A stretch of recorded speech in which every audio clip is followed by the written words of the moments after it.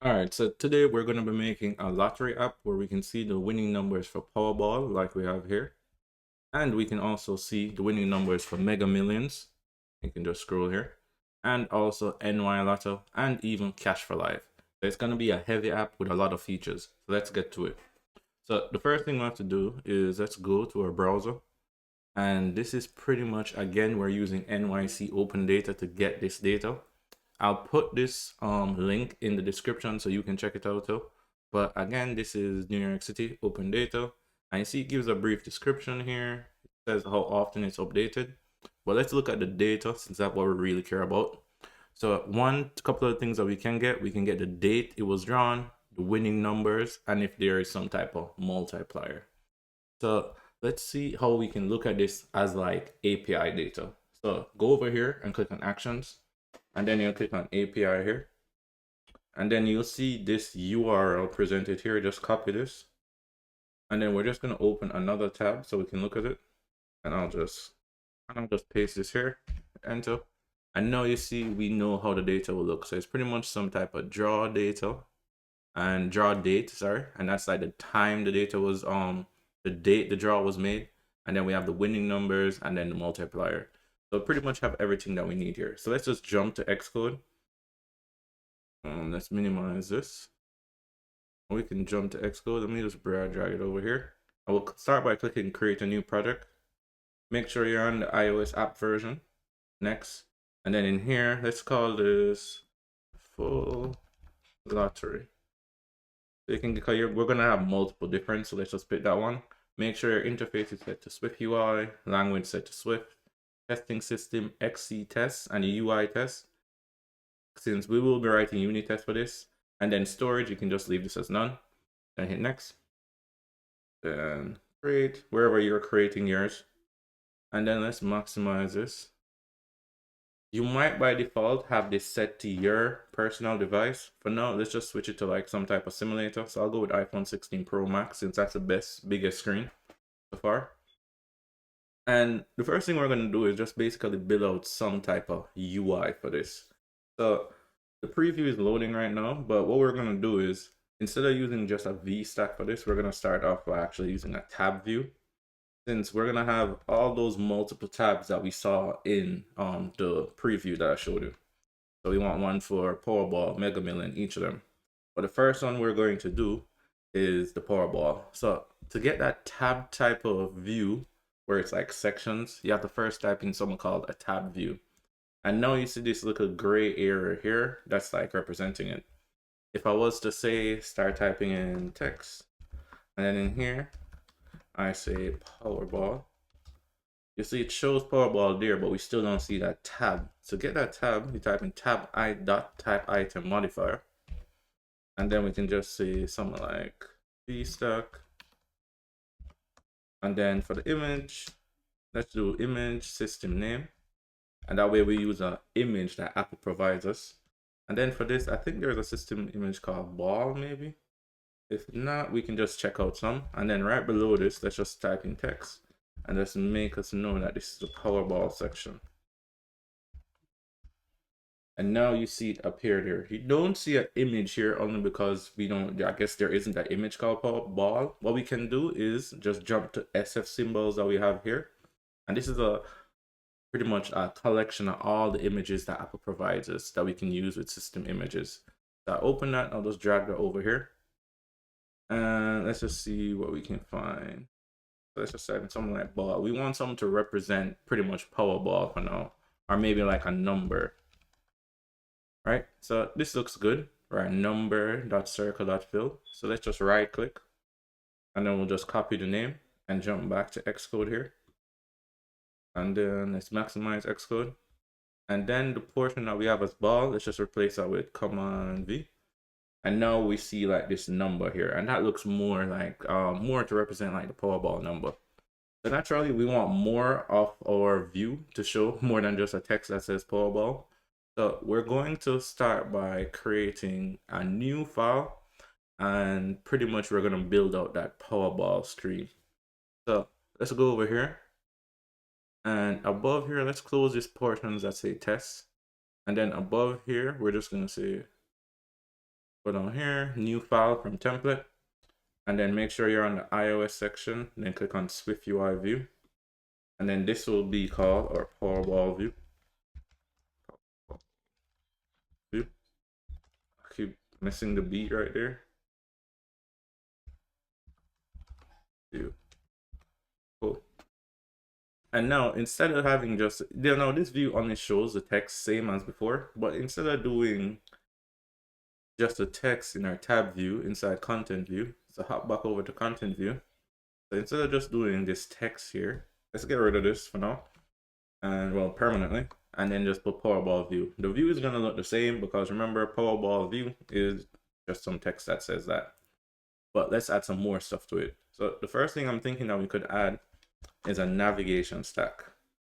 And this is how you're gonna be able to see like that title at the top of the screen. So we'll say navigation stack, and then we'll say V stack here. V stack. And then at the bottom of the V stack, let's add a modifier, and this one's gonna be like navigation title. So we have some type of title on it. So say navigation title, it asks for some text. Let's fill that out. And for this, we would say Powerball again. Cool. Now, if we go over back to our content view, you see that now we have this title here, and that's pretty much from the navigation title. So for this, basically what we want to be able to show a list of all those winning numbers that occurred. So let's just build out a UI for that. So, and then we'll bring in some real data.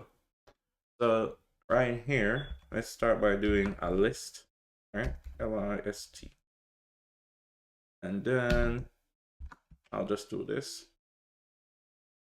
And then inside the list, let's build out what we want each view, like each row showing like that Powerball winning numbers to look like.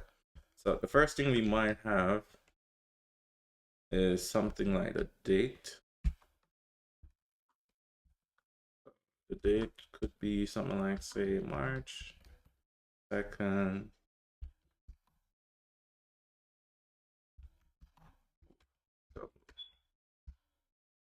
I don't know why, but my keyboard is sticking with some keys. 2nd, 2202, whatever. And then right below that, we could have something like, we're gonna want each number to show. So, because if we look at the data right here, we see that the first thing we get is some type of draw date, right? And then we get some type of winning numbers, and then the multiplier. So the next thing we could show are all the winning numbers, and then right after that, we could show the multiplier. So let's jump back to Xcode.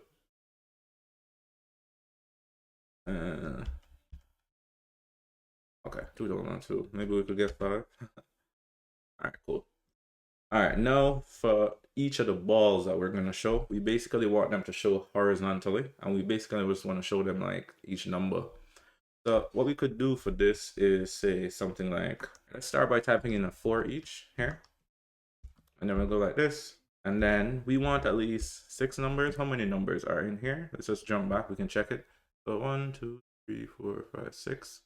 So we want at least 6 of them. So say that less than 6, since we start off counting at 0. And then here we'll just enter, and then this portion here where it says int, we can just change this to index. And then right here we could say something like text, and then just have this be 5 maybe. And then if you look at the preview, you see it automatically going vertical, which is not how we want this. So what we're gonna do is actually put this inside an 8 stack instead. So I'll Command X and cut this for a second, and then I'll start typing in 8 stack. And then I'll reapply it with Command V, and you see now we get all the numbers kind of in this horizontal portion. So that's looking a bit better. Then now, what we're gonna want obviously is eventually switch this so that we can have each unique number. So like 1, 12, whatever the winning numbers are. But we're just building out the view for this. So one nice thing that we could do also is let's increase like the fontness of this, like the size of it. So we could say something like font dot font.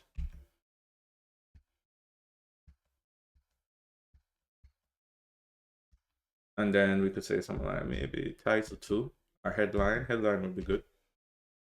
And you see the numbers get a bit more bolder. And then below this, we could say something like that.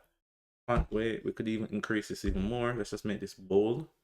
So just hit that, go to bold.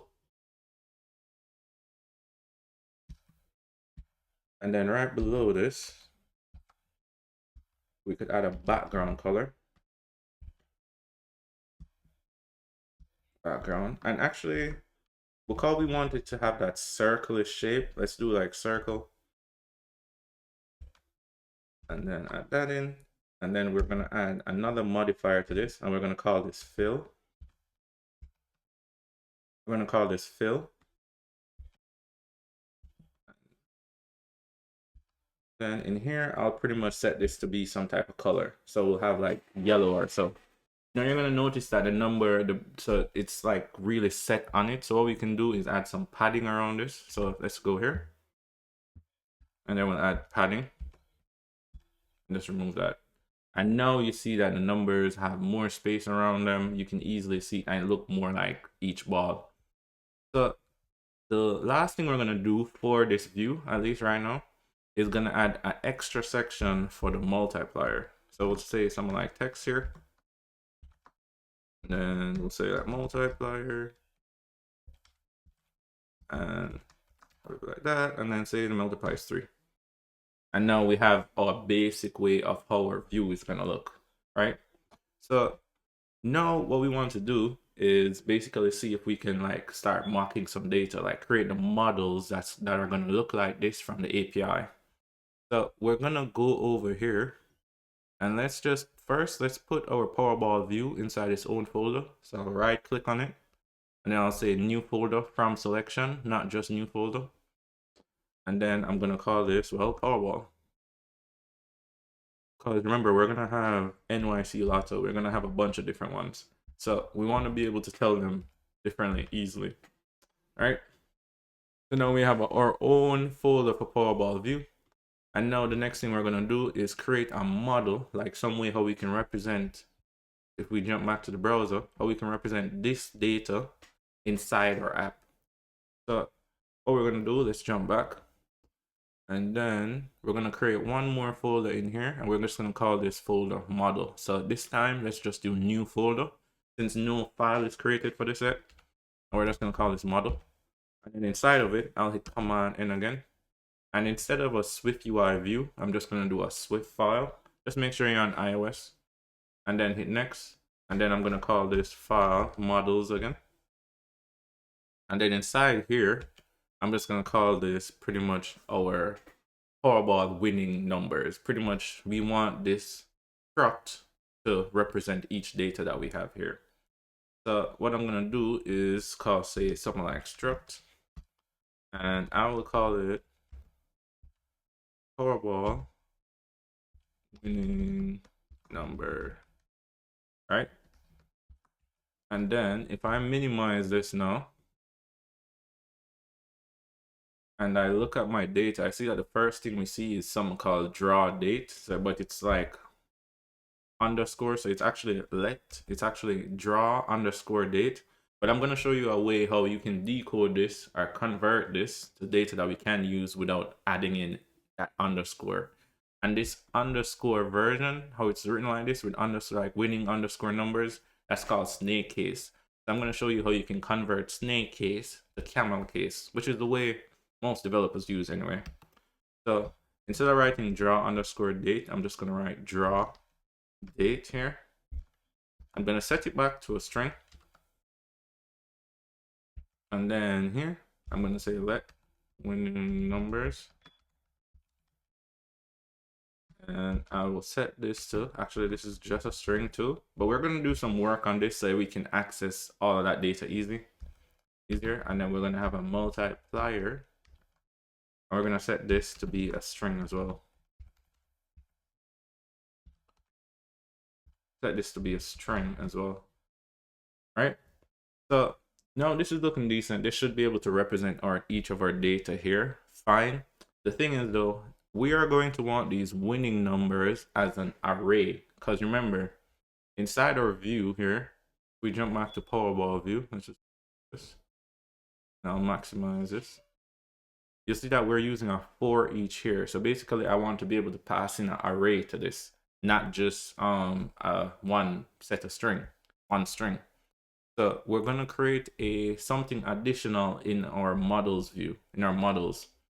So this is going to be more so a computed variable. So this is how I'm going to do this. So I'm going to say var, and I'm going to say numbers array. Usually I don't like putting in array on like array, but for easy to follow, I'll do it like this. I'll have it return winning numbers, because remember, winning numbers is this right here. It's just one string with all the data that we need, right? So I'll have it return that, but I'm gonna separate it based on the spaces in between. So I'll say return winning numbers that common components separated by, let's do that. Component separated by, and we could just do a space here.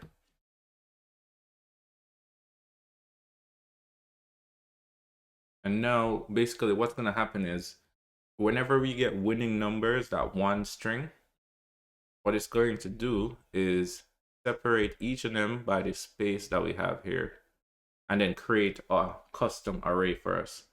Yeah, I think you can kind of do dot white space too. So let's try that. So now it's much more cleaner. So the empty string with some space was good, but this will be this is much more easier to read and follow. So now let's see if, now that we have our model, let's see if we can build out a quick service to test out some of this. So let's create one more folder. So we'll jump to new folder here. And then we're just going to call this service. Right? And then we're going to create a new file in here. Again, just a Swift file, not a SwiftUI view file. And then I'm going to call this plan service.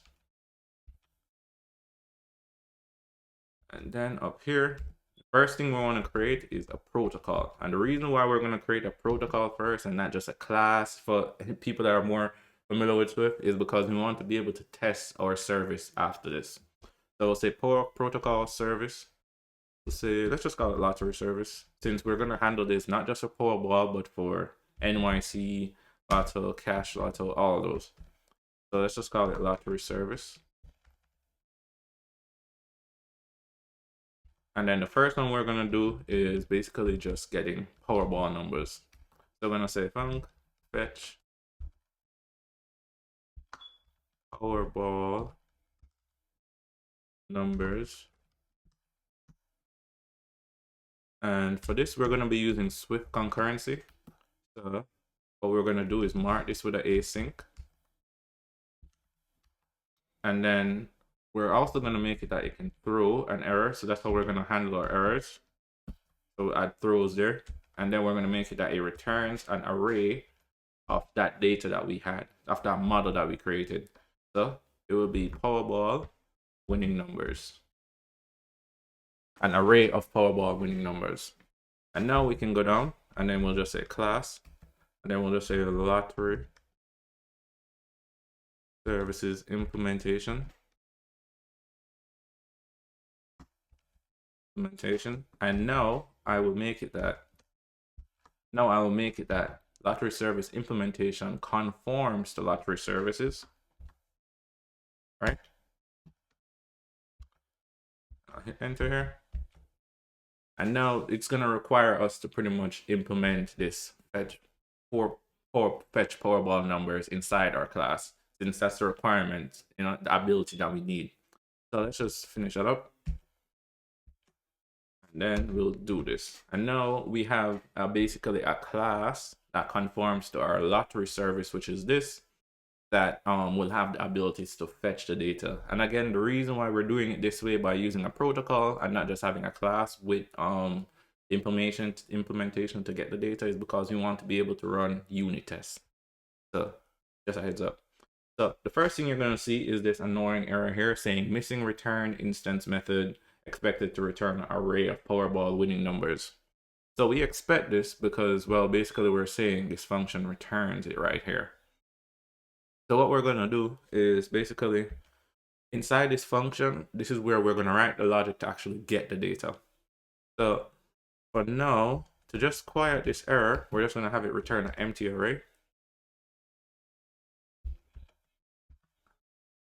And then right above here, what we're going to need is actually that API endpoint. So if you don't remember what that is, that's this URL that we have up here. This is our API endpoint, so we can get all of this data right here. So you can just Command C and copy that. And then we'll jump back over to Xcode. And then in here, we're going to say like private let endpoint.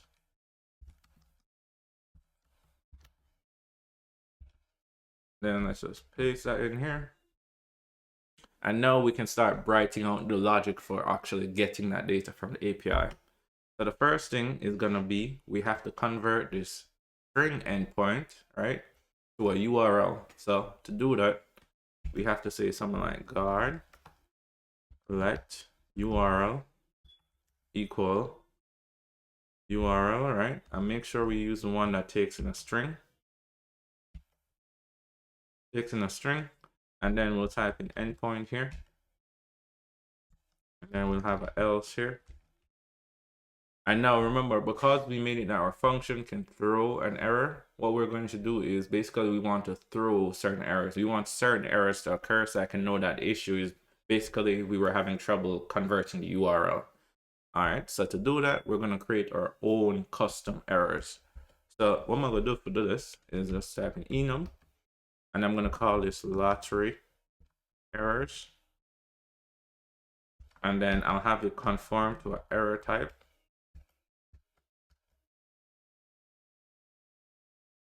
Have it conform to an error type here.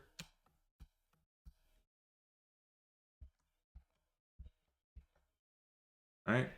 And then inside here, I'm going to make our first case, which would be like, say, URL error, like problem converting to URL. So I'll say, pretty much I'll just call this a URL error. Right? And then in this block here, where we would throw this error, we're just going to say throw. And then I'm going to call it, I'm going to say lottery error. Oh, the lottery error.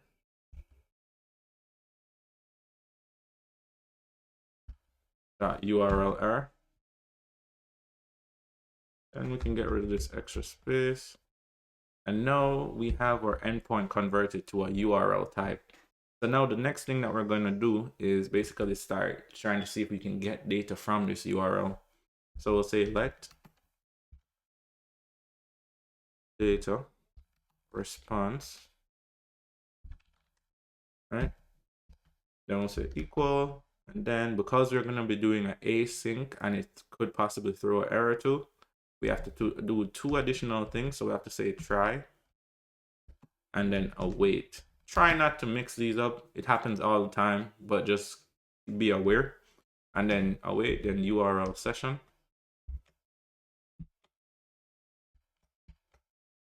Dot shared.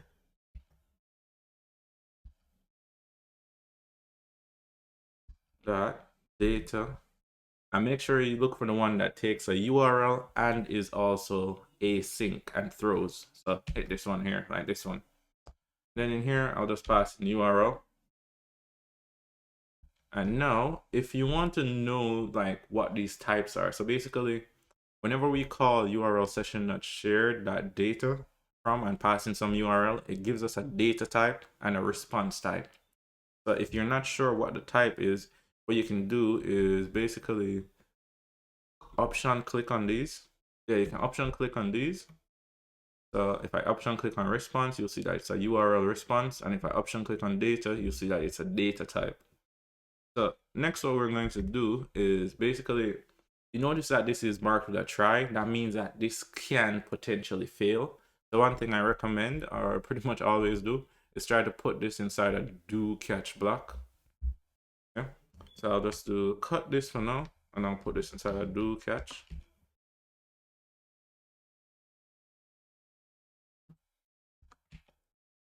And then inside this catch block, don't worry about this a ton right now.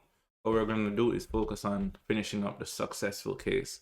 So the do block would be if everything runs successfully, and then the catch block would be if some issue occurs, some error occur, and we get an issue here. All right, so let's continue. So again, so the next thing we're going to do now is basically, now that we have our response and our data, what we can do is check the types of these. So just option click on response, and you see that it is a URL response type. And you can actually option click on data too, and you can see what type it is, and you see it's a data type. So now what we can do is basically, we want to check to see if the response that we're getting is valid. So is it between 200 or 299? But before we can do that, we have to transform response, which is a URL response, to a HTTP URL response. So to do that, the first thing we're going to say is guard. Then we're going to select HTTP URL response. And then we're going to say response here. And then we're going to say as, let me zoom in a bit more so you can see better. And then I will say as a HTTP URL response. And then we'll put an else here. And again, we're not just going to be returning, we're going to be throwing errors that we need. So in this case, if we can convert it to a HTTP URL response, let's just add a new error case for this and just say case HTTP URL error. And you can give more meaningful error names based on whichever one you want to call it. So in here now, I'll go back and I'll say throw. And then I'll say lottery error HTTP URL error. So if we have an issue where we can't convert a response to this type, we'll throw this error. So the good thing about HTTP URL response is that it has a property called status code, which will have basically the response, whether the response is valid or not. So we'll start by saying something like guard here. And then we're going to put the successful ranges that we want for status code. So, you know, if you have a 200 status code, then it's a success error, or somewhere to like 299, then it's successful. So we'll say 200 to 299. And then we're going to use contains, and then we're going to use HTTP URL response that we just had here. And then we're going to check the status code here. Status code. Then we say else. And now, again, we're going to throw an error if this doesn't work, like it's an invalid status code. So we could just add something here. We could say invalid status code. And then if we scroll down back, we could just throw this error and just say throw lottery error dot invalid status code. So now we did two things. First, we checked if we could convert a response to this type, HTTP URL response. And then if we can, then we get this variable, HTTP URL response.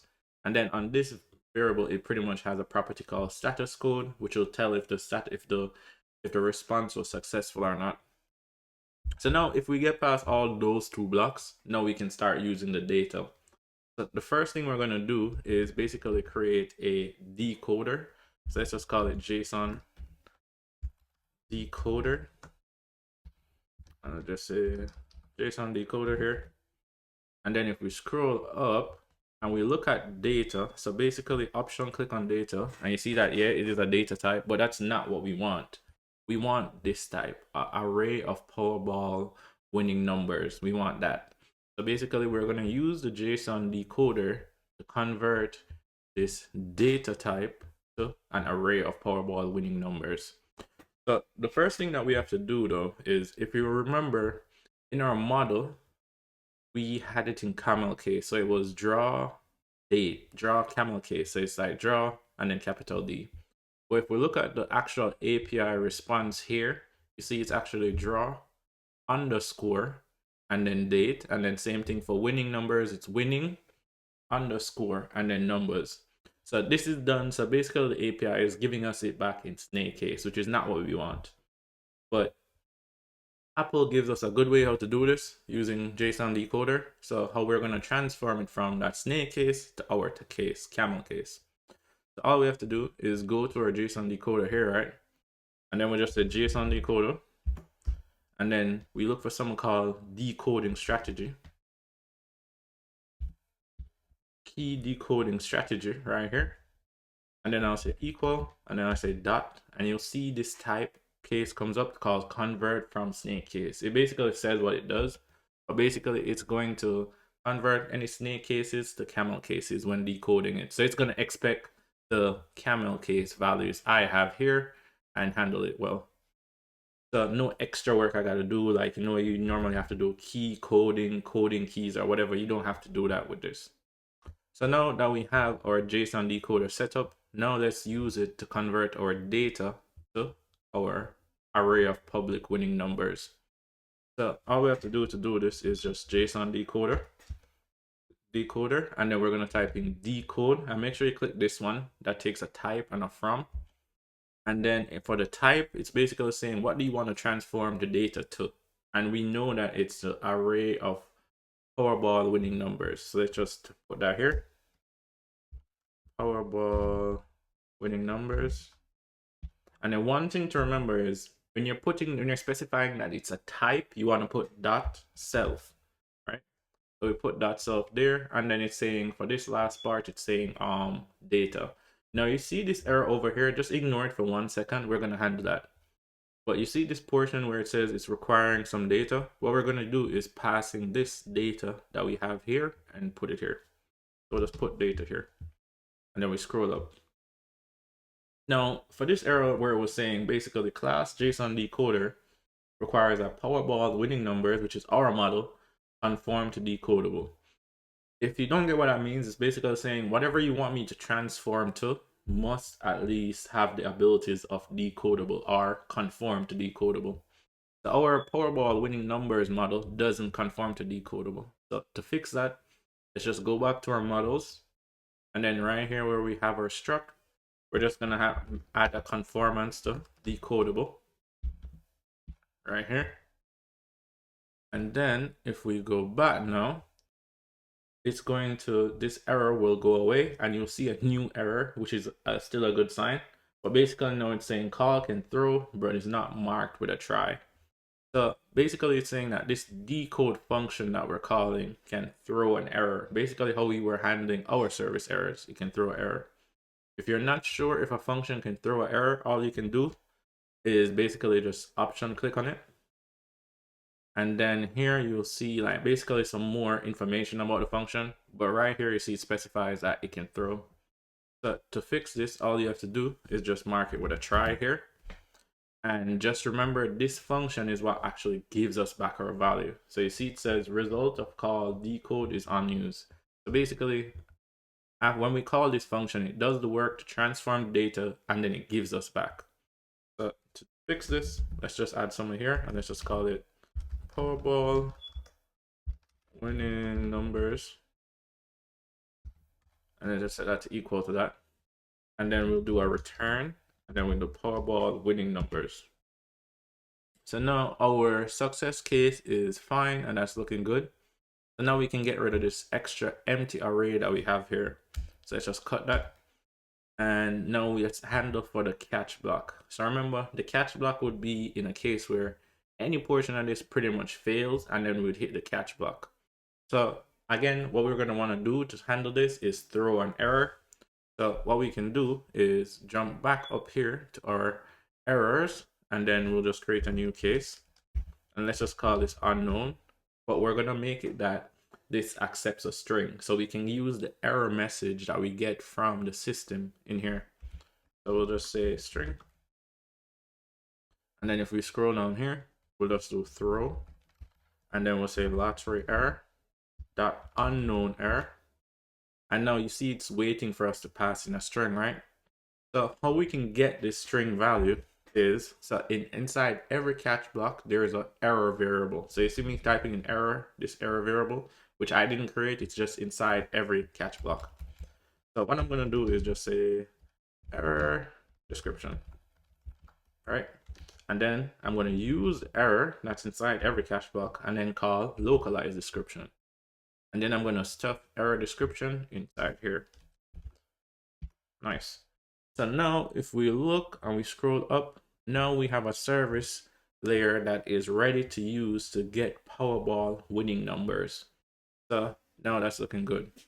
So what we want to really do is basically use this inside our view. We don't want to be always using this mock data just based on this with a set of data, set view number of winning numbers. So to do that, we have to create something called a view model, which is the view model is going to be used basically to get the data and then pass it to the view to show it. So we're going to jump over here and create inside the Powerball folder, right? We're going to create a new file. So let's just say Command N and click on a Swift file and then hit next. And then we're going to say Powerball view model, right? So we're doing this by MVVM architecture. And then inside here, let's just call it call class. And then we'll say Powerball view model. And then we'll do it like that. Now we want to be able to use our services in our view model. So what we want to do, we have to make a dependency for the service. So if we jump back to our service class, you'll see that, well, basically there's a protocol here that we could use, and there's a class that has all the implementation already, right? But what we're going to do is make it that our view model has a dependency of the protocol, not the class. And the reason for this is because, again, in unit tests, when we want to test this view model, we don't want to be using live data. So we're not going to pass in our class here. So remember, our class uses live data. We're going to use a fake version of our class for our unit test so that we don't make real API calls in there. And if that doesn't make complete sense, just listen on and you'll catch it. So now the next thing is, let's introduce this as a dependency. So we'll say let service, and then the type that service is gonna be, remember, we don't want to use real data, so we'll make it conform to our protocol. So we'll say lottery services. And notice you see the both of them, so not lottery services info, make sure you do lottery service, the protocol. And then the Xcode gives us this awesome autocomplete for initializers. You can just use that. Good. And now what we have is basically a view model that has a dependency for a services protocol, lottery services protocol. So now we can start by creating our functions to actually fetch the data. So we'll say func fetch Powerball winning numbers, right? And then inside here, this is where we're going to start doing more of the meat of the work. So let's just say service dot fetch Powerball winning numbers, right? Powerball numbers.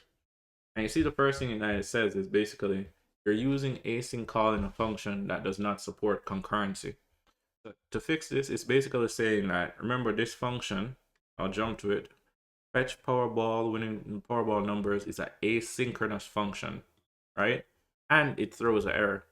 So any function that's doing this, calling this async function, must also be able to handle asynchronous. So to do this, pretty much all you're saying is you just gotta add async here. Async here. So now this function, this more parent function, can handle any function called inside of it that does anything asynchronously.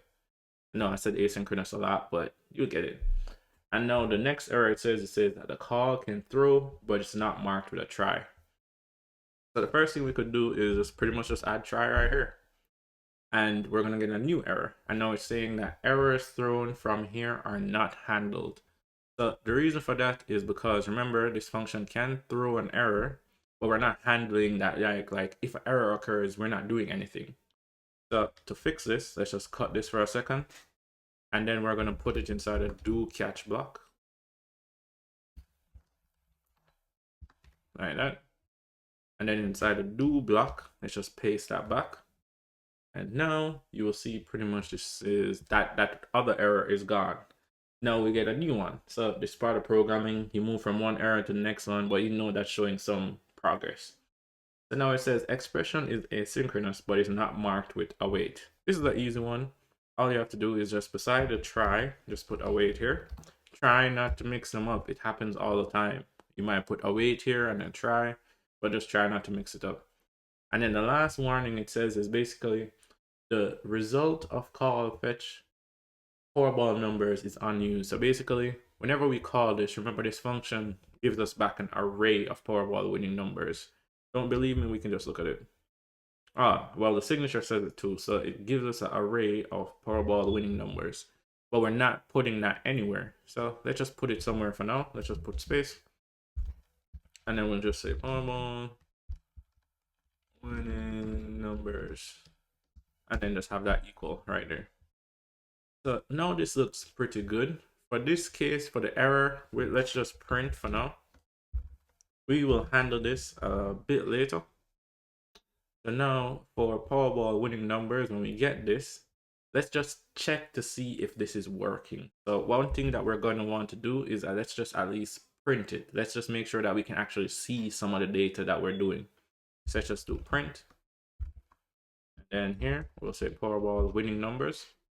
And now, whenever we call this function, it will go to the API, get that data, decode it, and then if we get it successfully, we'll just print it to the console. So now the next thing that we need to do, right, is basically make it that we have access to this view model inside our Powerball view, so that we can show the data here instead of mocking this data. So the first thing that we want to do to make it that we have access to it in our view is add it as a parameter in here.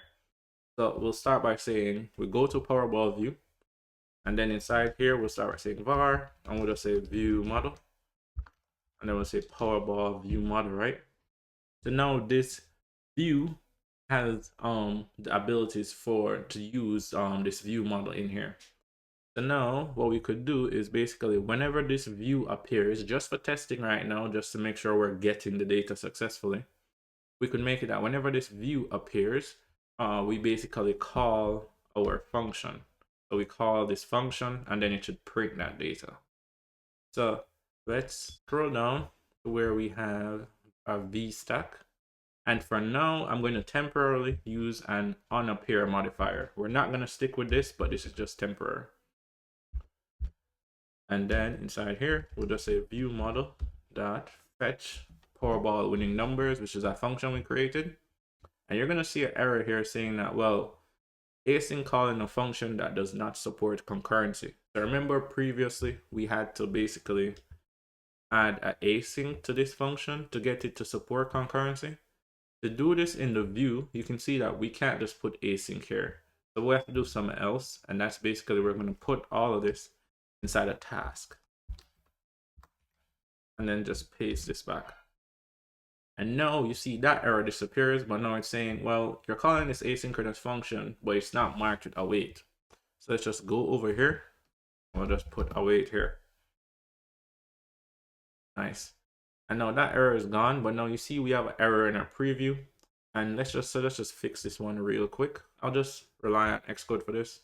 It requires a view model because we did introduce a view model. And now our view model requires some type of service. So for this, I will actually just use our class service. So I'll pop that in there. And now if we give it a second, our preview will load again, but we might need to update a more parent view. So let's just jump to our parent view, which is content view. And you'll see that, well, we're calling Powerball here and we didn't update the new parameters that it needs, which are, first one, it needs a view model. And then that view model needs a service. And the service that we're going to give it is lottery services info. Now I'm using the real class here. So you see I'm using lottery services info. I'm not just using lottery services. So I'm using this one. I'm not using this one. And the reason for that is, well, for the app, I want to use the real data. When the user is using it, I want to use real API calls. Not like when I was mentioning for unit tests. We'll get to that later. So that's why we're using the real service class here. So now, if we jump back to our view, our logic that we wanted was basically whenever the screen appears, we'll make this API call, and then we want to see if basically we were able to successfully decode the data. So let's set a breakpoint when we first make that API call when the screen appears right there. So I just click on the number over here, and then basically it's gonna make a breakpoint that stop the code whenever this point hits. And then inside the powered view model, we're gonna set 2 breakpoints, one here where we basically would print the data if we got it successfully, and then another here where we would basically print an error if it didn't decode successfully.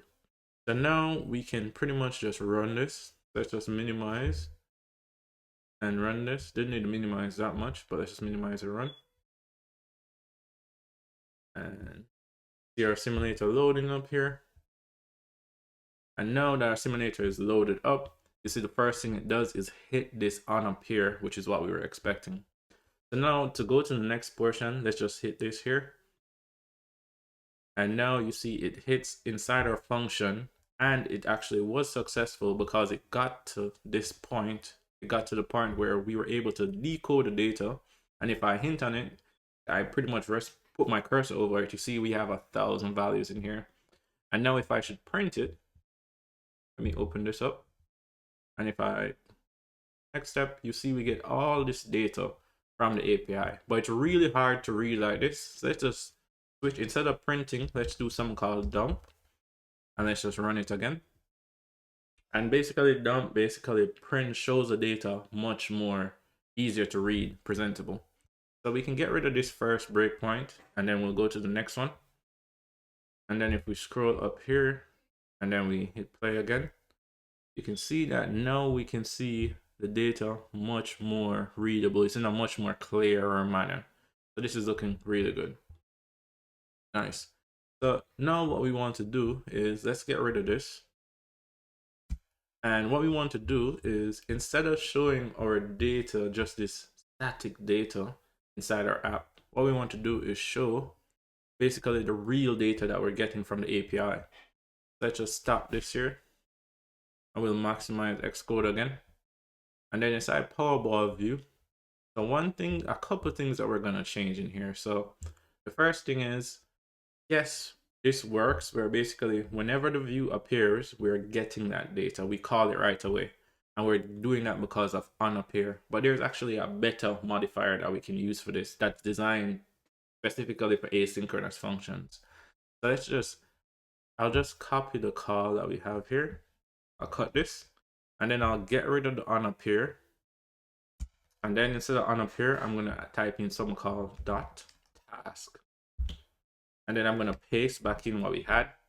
And you'll see that with this .task modifier, basically it calls the same thing when the screen appears, and it's designed to handle asynchronous functions. So I don't need to put this inside like a task block like I did before. So now, if we scroll up, that's the first thing.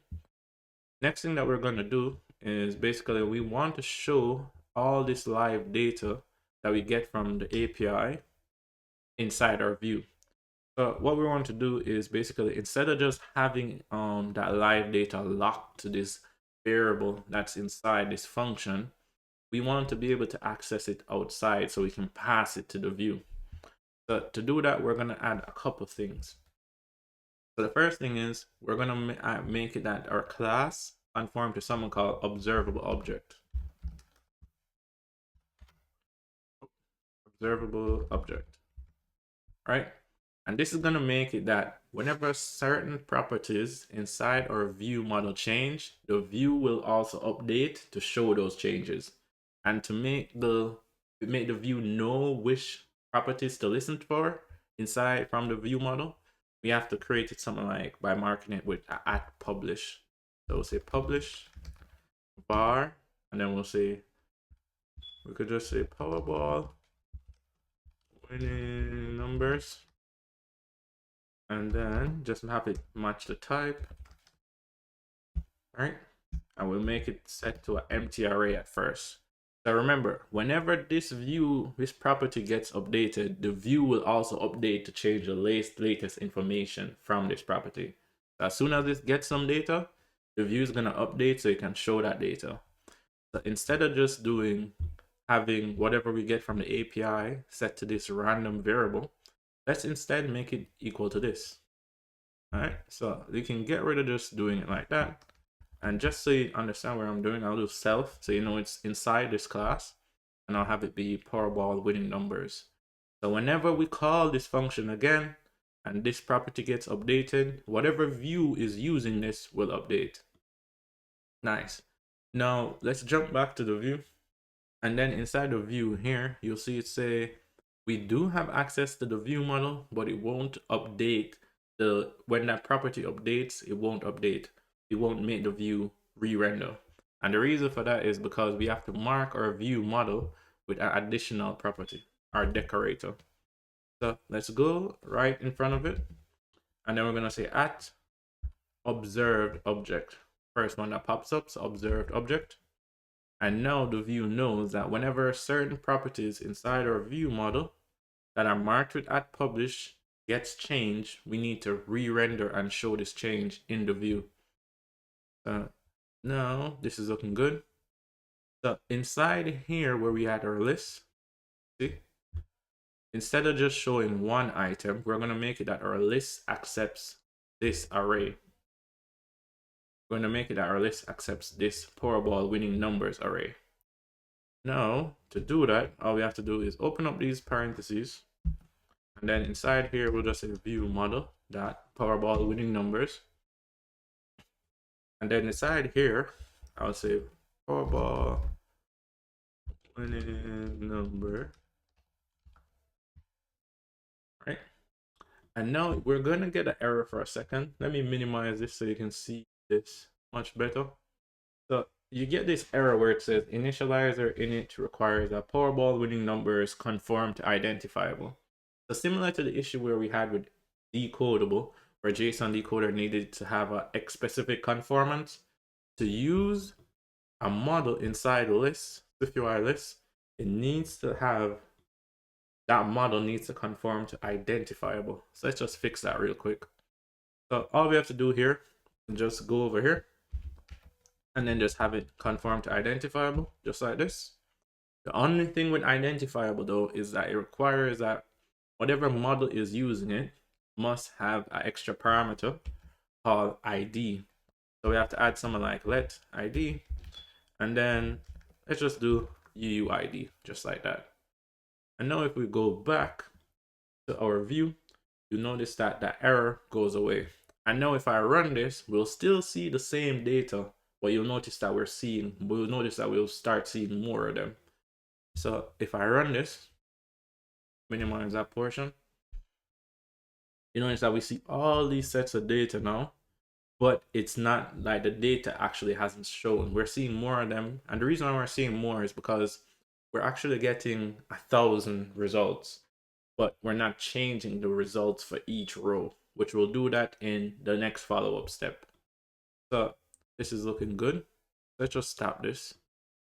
And now you see this error here. You might have missed it, but this one here where it says publishing changes from background thread is not allowed. Make sure publish changes from the main thread.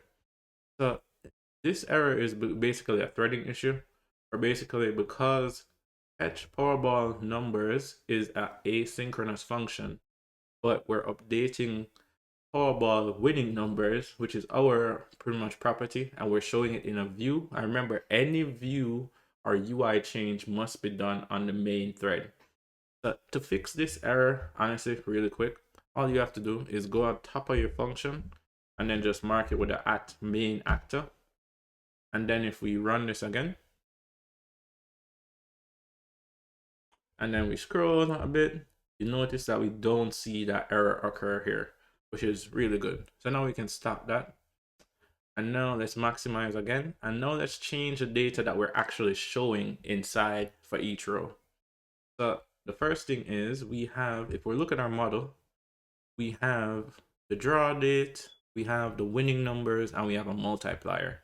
Let's just put these stuff in and let's just see how it goes. So for draw date, let's switch this one and let's just do Powerball winning numbers, and let's just put draw date here. We're gonna have to do some work here to make sure that it's more readable, but we'll handle that in a second. And now the next thing that we have here is basically this is like for each number that we're gonna have. I remember we didn't have it, so if I let me show you the response.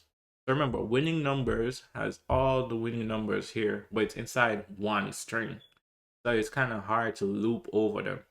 That's why instead we made a computed variable called winning numbers that converts it to an array of strings. So we'll have access to each of those numbers as an element. So if we go back, instead of doing for each 0 to that, what we could do instead is just say Powerball winning number and then use numbers array. And then and then we can just change index to be something like winning number right here. And now you're gonna see this error that's pretty much saying that cannot convert value of type string to expected argument type range indices. Couple ways where we can handle this. So you could do something like ID and then let's do self. And if you do that, that's one way how you can handle it.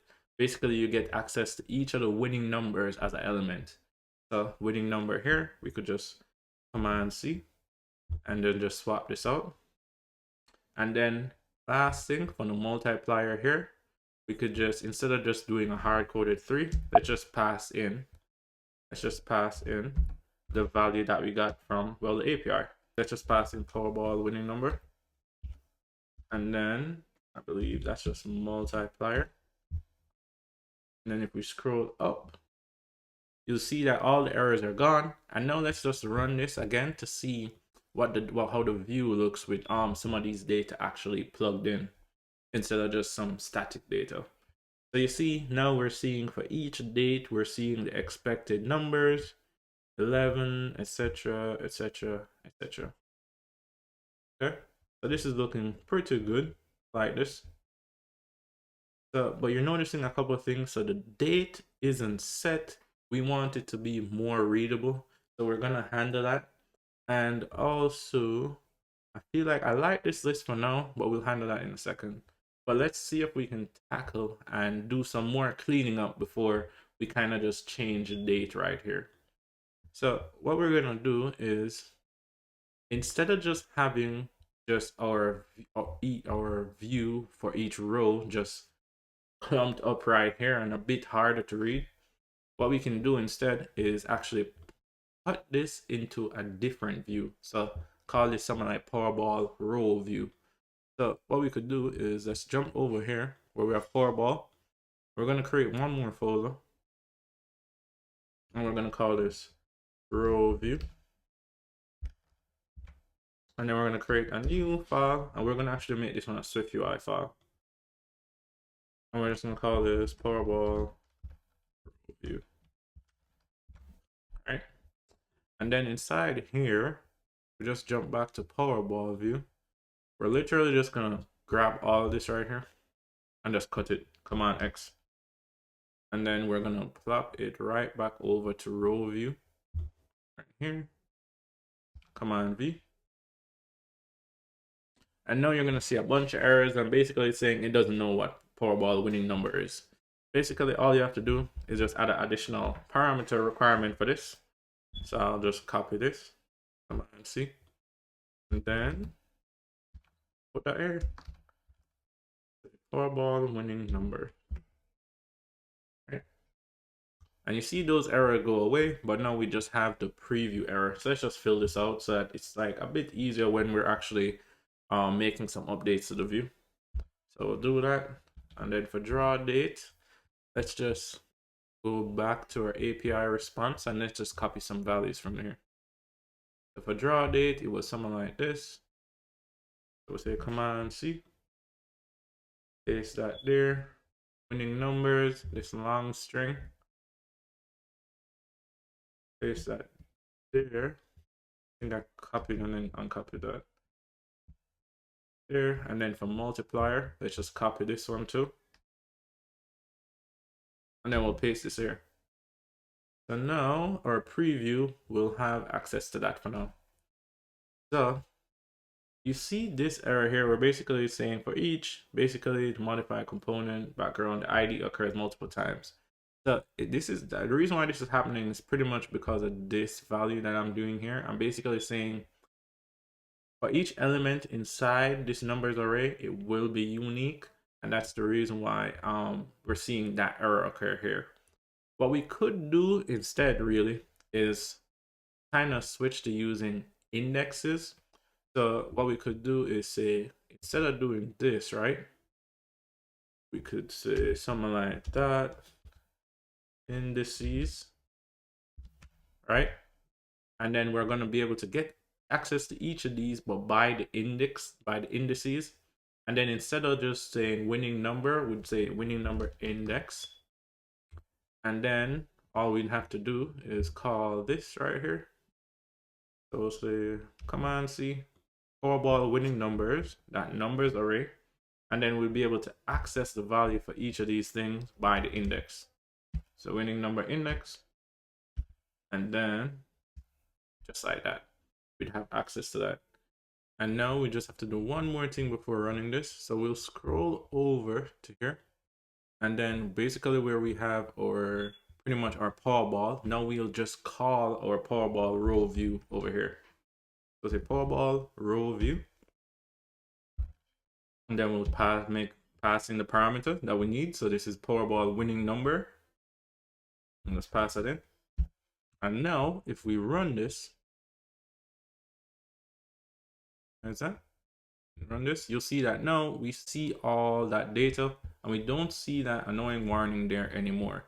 Then the next thing that we're going to do basically is get rid of how we're seeing the date here. So a good way how they provided that we can pretty much do this, and big up to Apple, is basically we can handle all this almost from kind of the service layer. So the first thing that we're going to do is jump to our service file, right? And then if we scroll down here, you see the same portion where we had our key decoding strategy. Now we're going to add some for like date decoding strategy. So right here, let's just add some space. We're going to add something called JSON decoder dot DC. It says date decoding strategy. And the format that we're going to do equal, let's see, dot. We're going to do something called formatted. So basically this is a way how we can pass in our own date format and have the data basically converted to what we need. It might not make 100% sense right now, but as we start doing it, you can pretty much, you'll get along. And if not, just add your comments and we'll reach out and talk to you about it, you know? So now the first thing that we need is a date formatter. So let's just comment this portion out so it doesn't confuse you for now. And we'll call it date formatter here. And then we'll say equal date formatter, right? And then we could say date formatter, and then we'll say date format is equal to the format that we're gonna get from the API. So a way how I like doing this is basically I literally just go here, get the format, command C, and then I go back here, and then for the format, I'll just plop that right there. And basically, I don't want it to be the numbers. I want to tell like the format, like what format. These are years. This is the month. This is the day. So to do that, I literally just come like this and change like the month to YYY, and then month would be MM, and then day right here would be like DD. And now for this T portion, be careful with this. You have to do this, and then another one right here.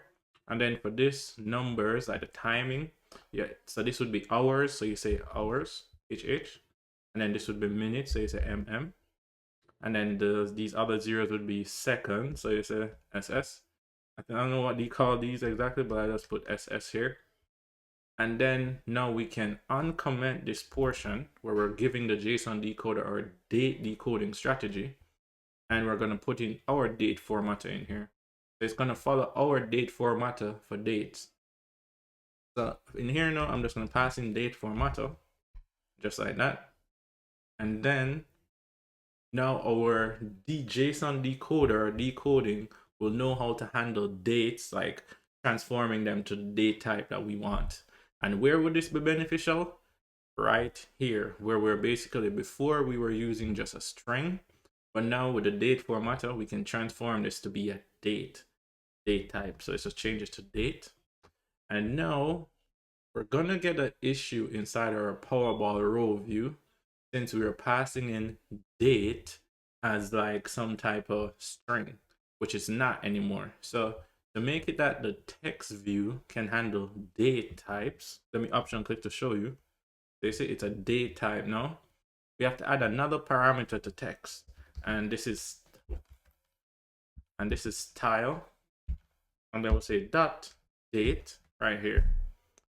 And now what we will do is just run this, and we get one more error. Okay, yeah, we also need to update it in our preview. This is one of the annoying things about previews, but whatever. And then instead of just doing a string like that, let's just do dot, since this is expecting a date type, and let's just do distant future. Or better, it would be distant past, since the number's played already. So let's just run this now, and we can minimize Xcode. And now you see, we see a better representation of what the date is. So we see March 22nd here, March 19th there, much more easier to read. So that's way, way, way better. That's looking good. So now what we want to do is, I really want to make the text for the date a bit more bolder. So I'll add a couple things here. So the first thing I'm going to do is something that I really love doing. So instead of just having the text like this, I'm going to actually put this inside something called a group box. And this side gives it like a nice visual. So I'll put that there. And then I'll run it again just so you can see what this group box will look like. And you see it kind of plumps it out so you can see right away that, yeah, it's for this date. And that's something that you're going to want to see, because when people are looking for like their winning numbers, the first thing they want to check is the date and the numbers to make sure they have the right numbers for that date. So the next thing we could do is actually make this more bold. So let's just do something like font, and let's do title 3, and let's give it a font weight of bold so they can easily see what date they're looking at. Nice. So I like how this is looking so far. This looks good. And we have the first Powerball almost, first section, which is Powerball almost set. So now let's maximize this again. And don't worry about this error. It's not major. What you could do also is just add like ID here, then do .self, since these will all be unique. And I will get rid of that warning here if we just run it.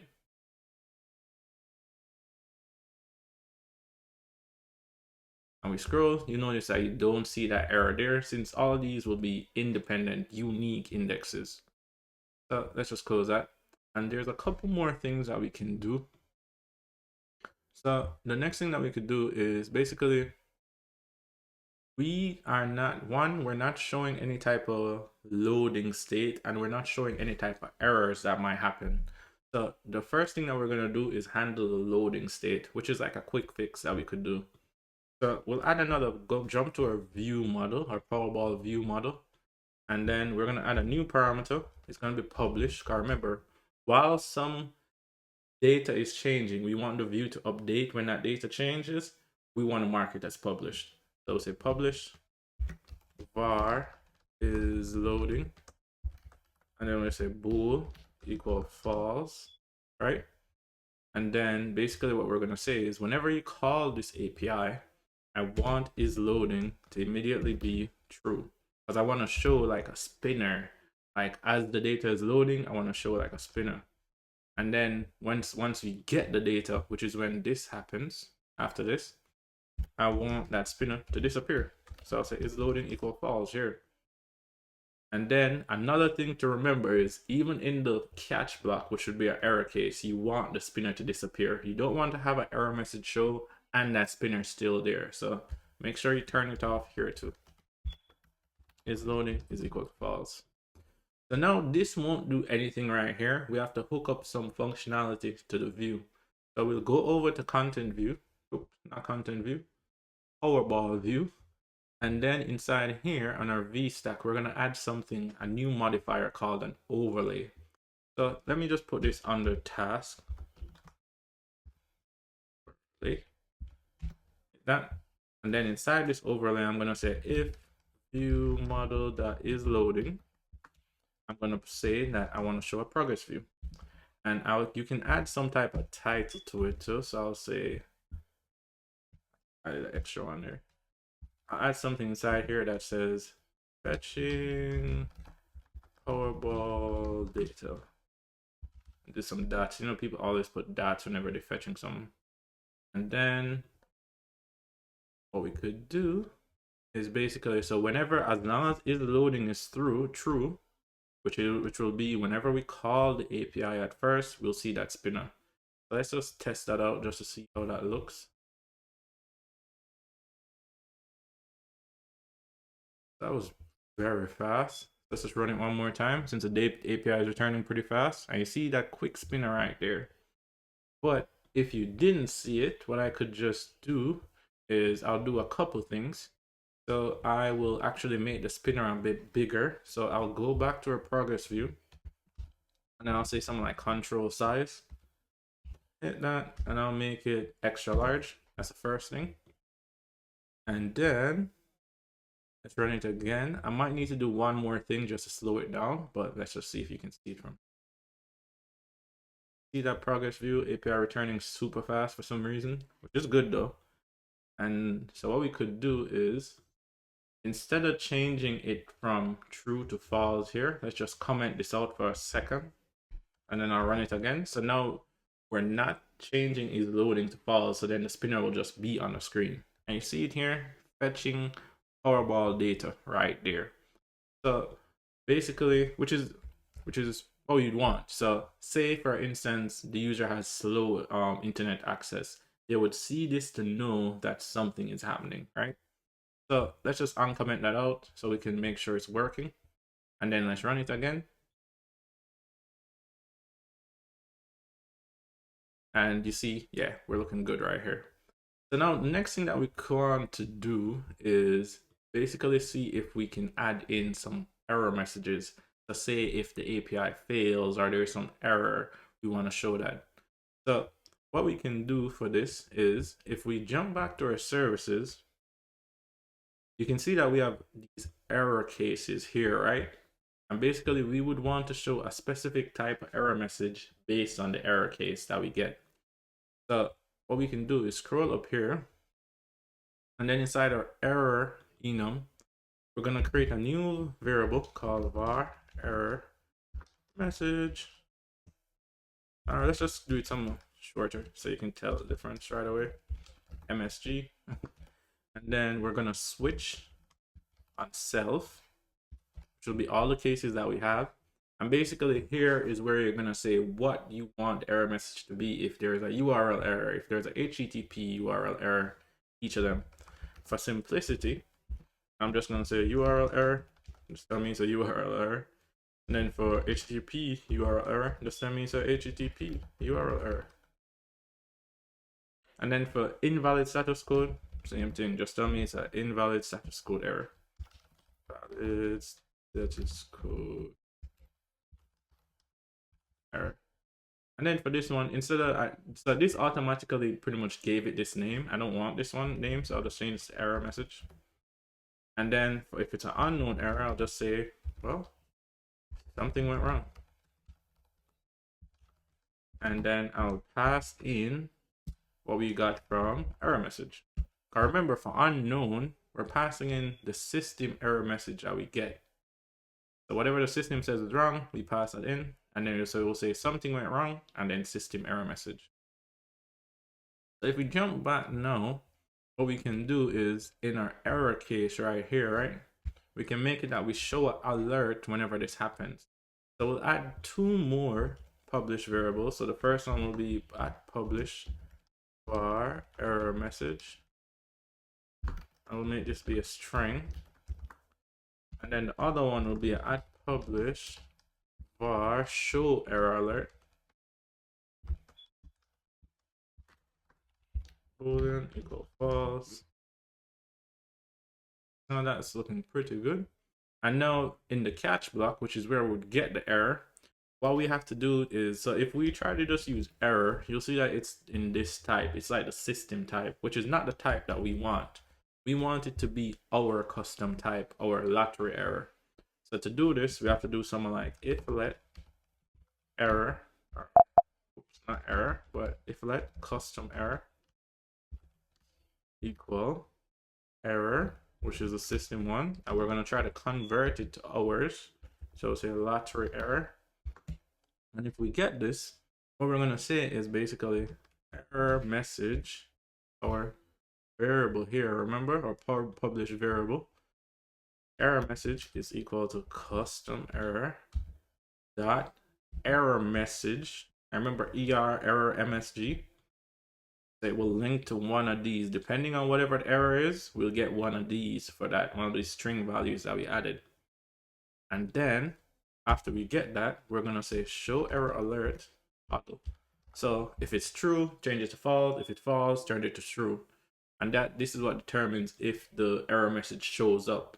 The error, so show error alert determines if the error pop-up shows up, and then error message, which is a string, will show what that error message pop-up says.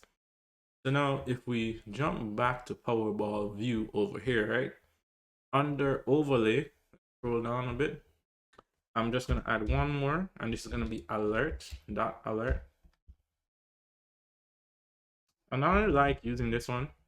We just take a is presented, and then I'll say $ view model dot show error alert.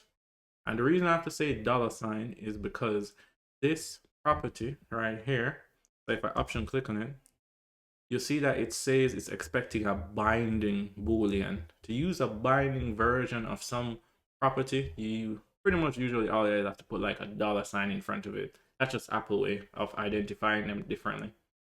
So now for this portion here for content, let's just hit alert, enter, sorry, and then we'll type alert here.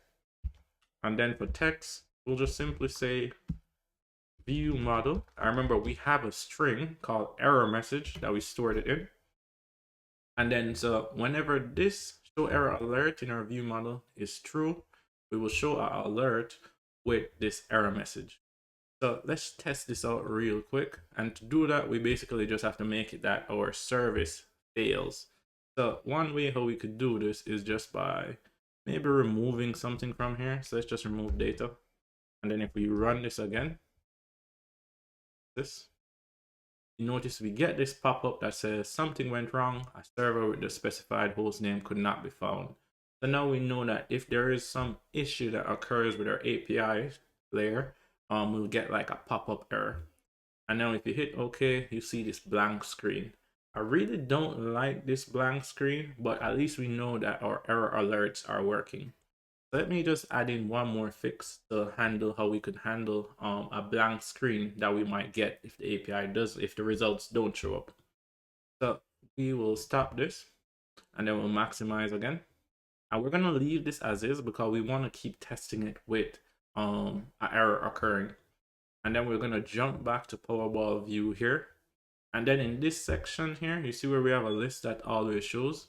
We're going to check some value here. So we're gonna say if view model that Powerball winning numbers is empty, or better, let's make it that if this portion is not empty, and then we'll just put back the list. So if we have values, show the list, and then else we're gonna show something else. So if we don't have any data, we're gonna show this. We're gonna show something called a content unavailable view, and this is just a neat way of Apple providing how like a no search results view or no search results found view if there's a case where we don't get some data back.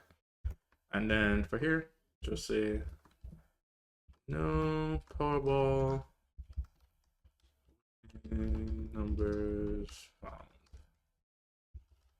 And then you can add some type of image if you want. I like going with the magnifying glass. So now what's going to happen is if I run this and our API fails, We click that. Now we still have like some type of idea of what went wrong. So we say no Powerball winning numbers found. So if there's ever a case where for some reason our array is empty, we don't get some data, at least the user will know something went wrong, aside from the error alert that we have pop up. So now that's looking good. Let's jump back to our services and just fix this so that we can see our data again. So I could just do Command Z. If you haven't made any other changes, then just do Command Z. And then I'll run this again and we should see everything. Okay, so this is looking good. So we still see our data here. Okay, nice.